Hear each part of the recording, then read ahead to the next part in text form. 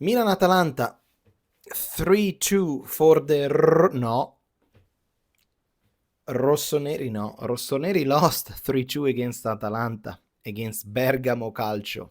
The Nerazzurri from Bergamo lost the match, fully dominated in my opinion by Atalanta, even though the final score is 2-3. You think, oh, maybe it was a good match, maybe it was a fair fight and eventually we lost. No, absolutely not. Milan score the first goal at around minutes 90, the second goal at minutes 93 on a penalty. Other than that, the match was sealed at minute 60 with the 3-0 of Atalanta. For a moment, I thought this is going to end up even worse.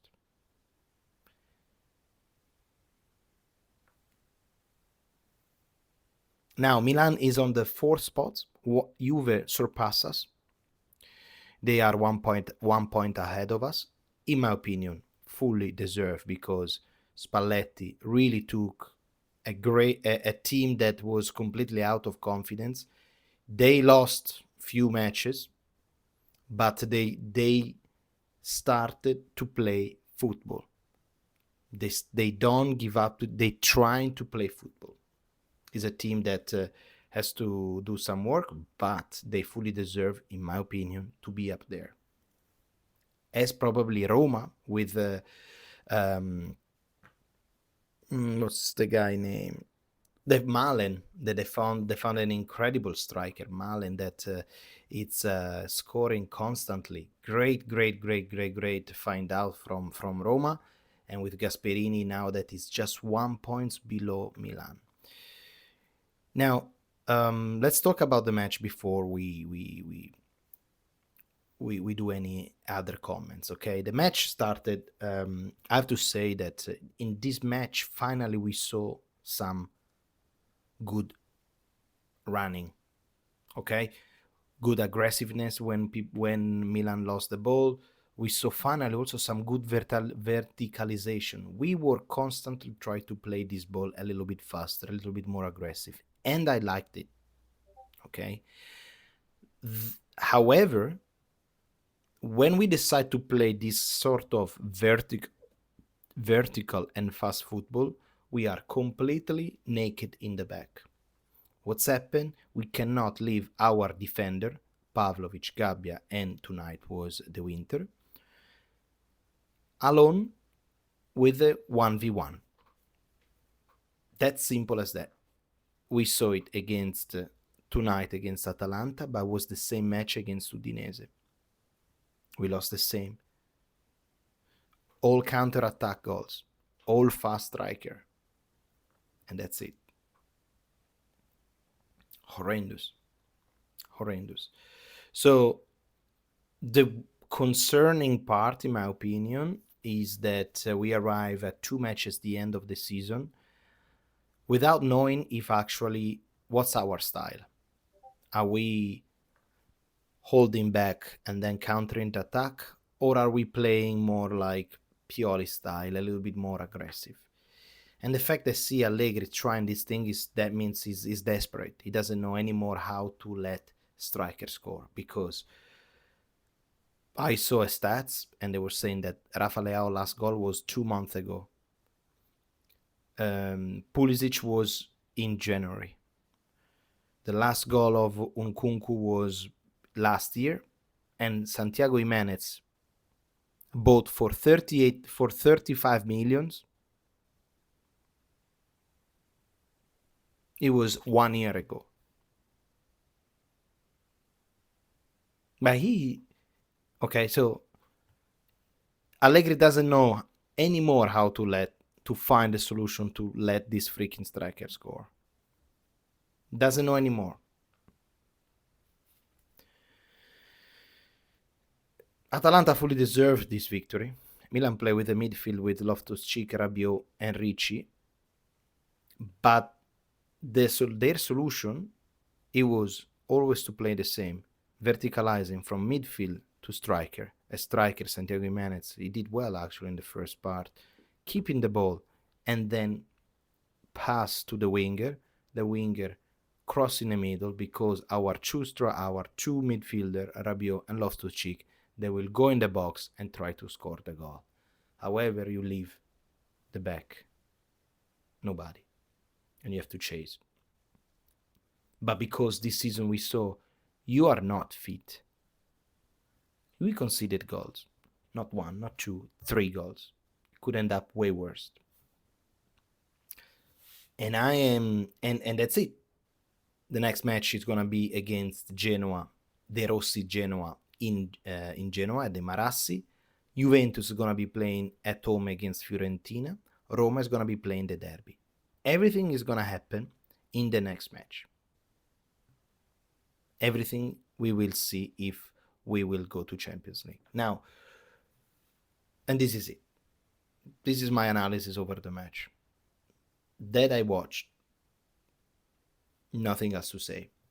It was a good speed, good run. Milan finally was a little bit more aggressive, but a combination in between the players that were non-existing. There is no chemistry between the players. You know when you play FIFA, that you are putting the player and then you see the chemistry among the players, and it gives you yellow, red, orange, green. They are all red. There is no combination at all. Bartesaghi had an incredible downgrade. Salemakers as well. Pulisic, Leao, they are all like with the red arrow down, like Pro Evolution Soccer in back in 2006, that you were playing the player depending on their mood. You know, you have orange, you have green going up, and then you have red when it's bad. They are all red. And this is the fragility of this team. This is the psychological fragility of this team that I saw some confidence on the first part of the Campionato. I saw a team that was not giving up. They was not giving up to losing, not drawing, losing. Eventually we will find a draw. Eventually we will score a goal. And we were start building something there. Psychologically we were there.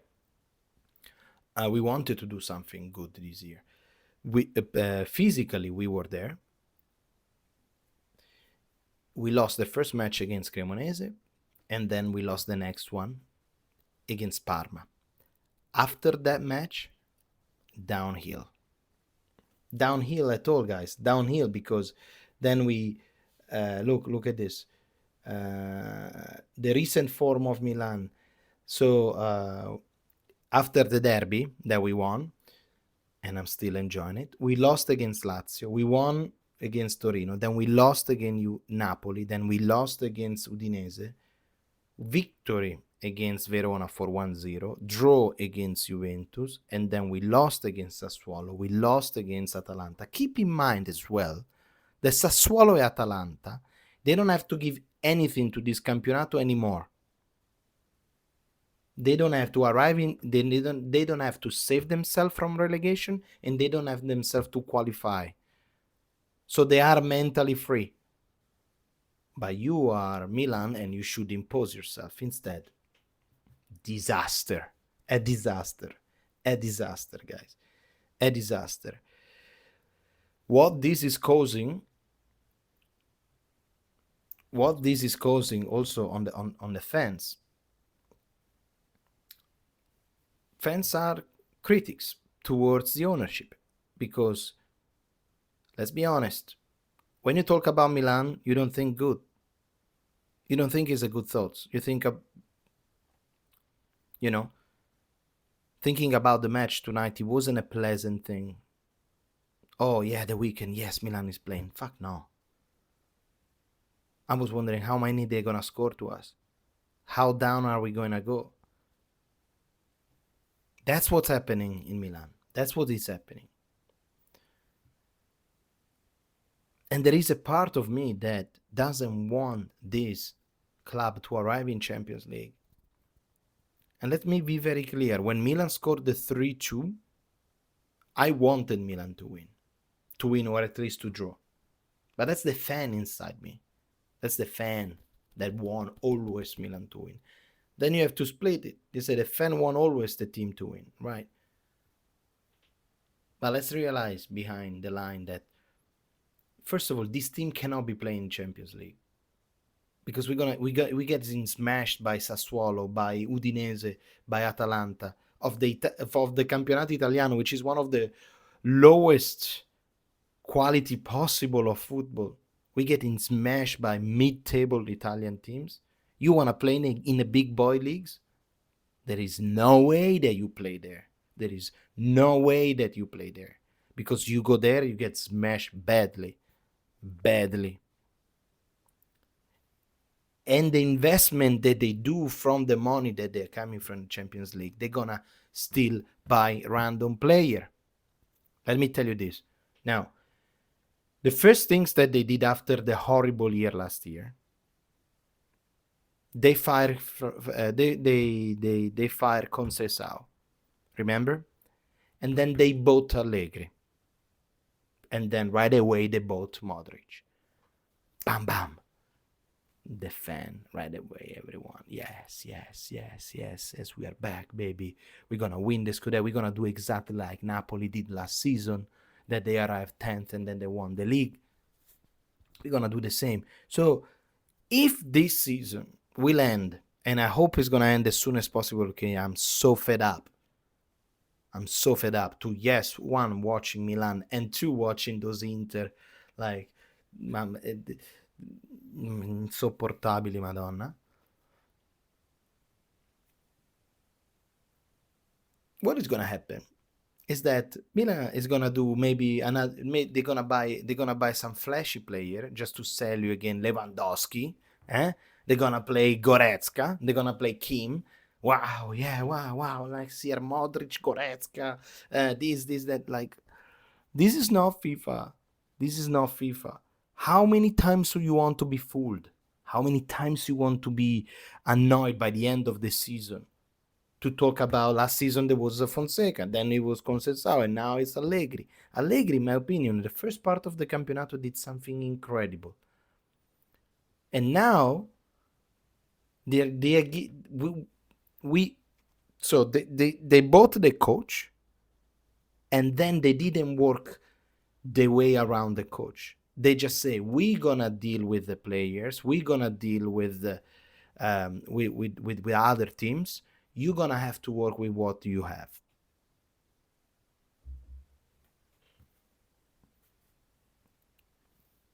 And Allegri is trying to work with what he has. They bought him Estupinian for Emerson Royal. They bought him a 40 years old Modric. Modric came to us. You can like you can romanticize this as much as you want because it's childish a club, which it could be potentially, right? Okay, but it's a move that Milan did to sell more jersey to you, to sell viewership. There is not, and part of Modric contract is that he has to play every single match. So why will you buy Yashari 40 millions? Why will you buy Ricci for another 20? Why will you buy Santiago Jimenez for 35? Nkunku. In winter, we needed a forward striker. They got him Füllkrug. They got to Allegri Füllkrug. A reserve of West Ham. The West Ham, guys, is going to Championship this year. So almost in Serie B level. A German 40 years old that scored one goal. The one against Lecce, I remember, minutes 80. But again, I'm not blaming, I'm blaming the player and the coach because ultimately they are the one that they're easier to blame. But who stays behind is the mastermind, the management, the ownership. For fans, my job is to win Italian Championship every year. For my investor, my job is positioning AC Milan to challenge for the Scudetto every year and qualify for the Champions League. That's what maximizes cash flow and brand value. December 2024, Jerry Cardinale. We have to abandon the idea that football is a game and nothing else. Football is an industry. We are talking about clubs that have hundreds of millions of turnover. Giorgio Forlani, February 2024. It all makes sense. The thing is they didn't understand is that there is a sport side of the club and there is a business part of the club. So basically Cardinale is keeping Furlani, and he will keep it for sure. First of all, because Furlani is an ex-Elliott. And part of the reason Furlani is still there is because Elliott, that gave money to Redbird to buy AC Milan, they are still there. So Redbird still owns money to Elliott. So as long as there is this debt, Elliott will be Furlani will be always there, or at least somebody that looks like Furlani. Ok, numero uno. Numero dos, I don't recall what I wanted to say. Jerry Cardinale need to understand that in order to have a happier fans, he needs to give to the right person, to the person that knows about football, the direction of the club. Because I don't care if we play with players, because I remember a sentence that Paolo Maldini said, when you don't have money, you have to use creativity. And the team that we started building up from 2019 onwards, it was a team that with players that, yes, some of them they came with a little bit of investment, like Rafa Leao, like AC, but the others, they were coming from cheap. Mike Maignan, we bought it for nothing. Salemakers, we bought it for nothing. Kalulu, we bought it for nothing. Tomori started as a loan, and then we bought him for 20 millions. Rafa Leao came from investment. What's his name? Messias, fucking Krunic, I don't know, man. Brahim Diaz, you know. Is a team that at least there was a belief. They were not the best, but they were fighting. They were fun to watch. Instead now they are spending money, but they are not spending wisely. They are buying shitty players because they bought Yashare for 40, they bought Santiago for 35, they bought Estupinian for 20, Ricci for 20, De Winter another 20 or 25, I don't recall. We are ages away. Wow, I've been talking for 18 minutes about Milan. See how far is my passion? Well, ladies and gentlemen, I don't know what else to say. I think I said everything I wanted to tell you. There is another couple of matches to go, but we will see how we go. Other than that, Forza Milan.